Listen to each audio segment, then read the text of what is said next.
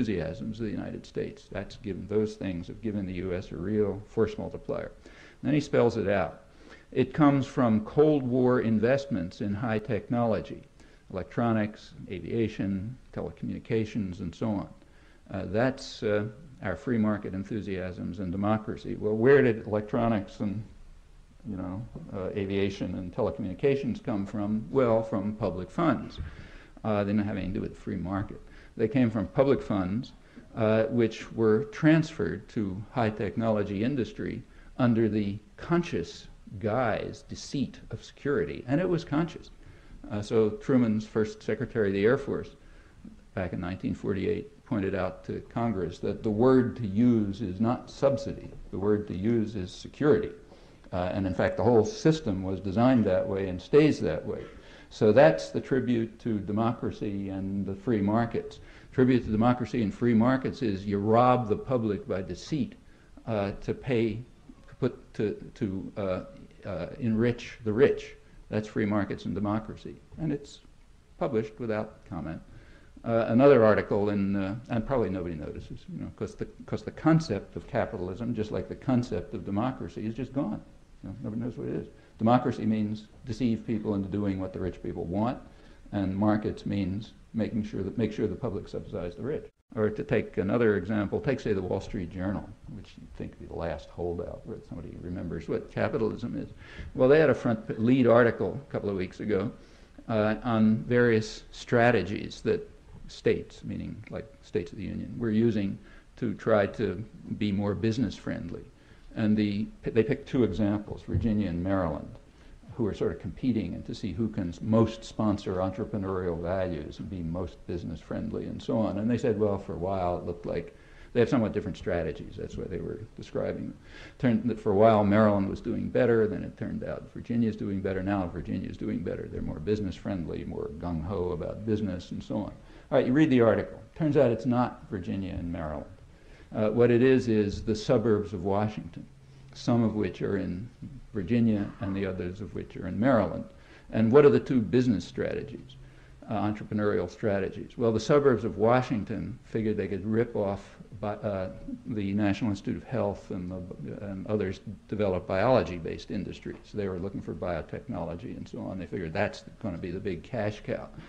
And Virginia, which is more business-friendly, decided that the old cash cow, the Pentagon, would probably be the best way to rip off public funds. So they were concentrating on electronics and telecommunications and so on. And it turned out that Virginia had the better strategy, the better business strategy. They made a better guess about which public funds to rob.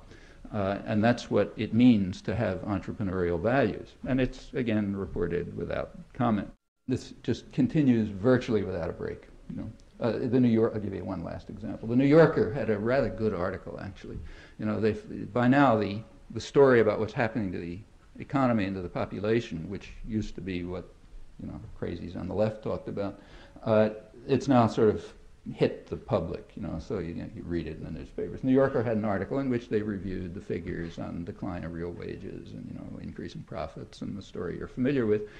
By a guy named Thomas Cassidy. It wasn't a bad article, actually, sort of reviewed the familiar facts. And then he ended up by saying, look, no one's to blame for this. It's just the market in its infinite and mysterious wisdom just has these effects, and there's nothing you can do about it. And they gave three examples, exactly three examples in the article of the market in its infinite and mysterious wisdom, namely Grumman, McDonnell Douglas, and Hughes Aircraft. Maybe this is some kind of subtle irony that I'm missing, but these are three prototypes of publicly subsidized corporations. Grumman, Hughes, McDonnell Douglas, they wouldn't exist for 2 minutes if it wasn't for a huge public subsidy. So that's the market and its infinite and mysterious wisdom.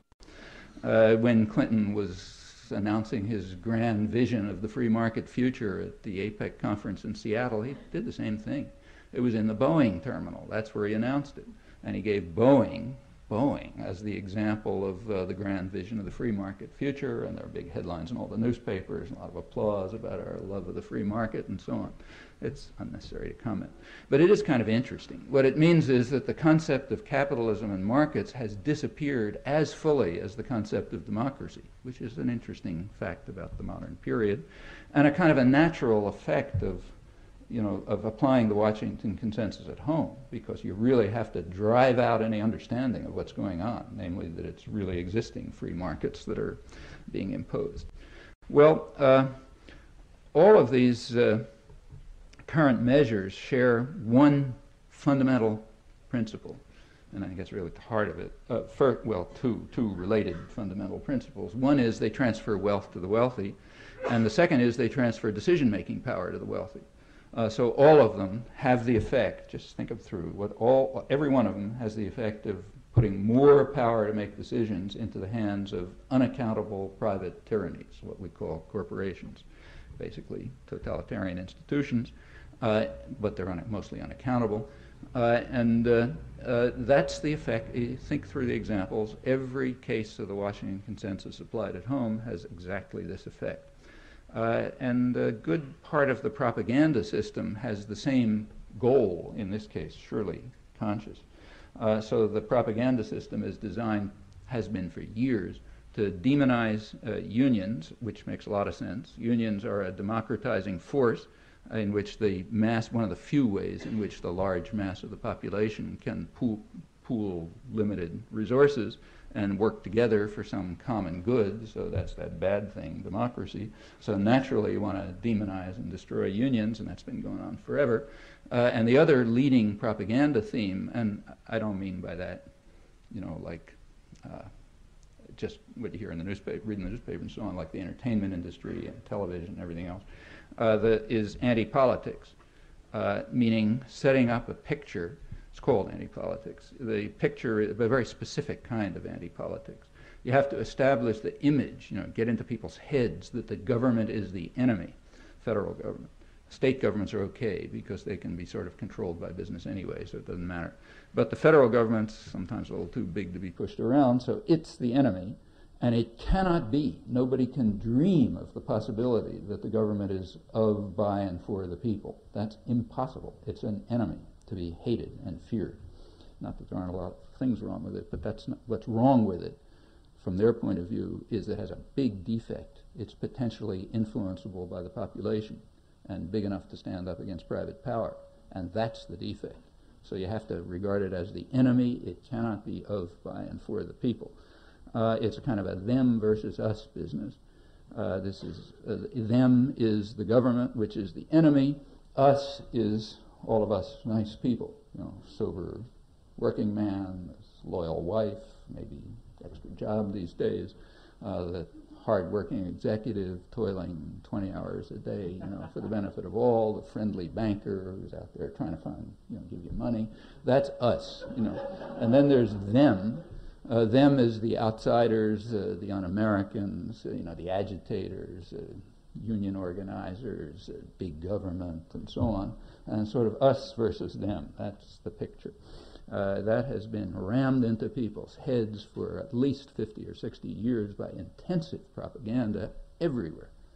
Movies, television, textbooks, just constant. And not by accident.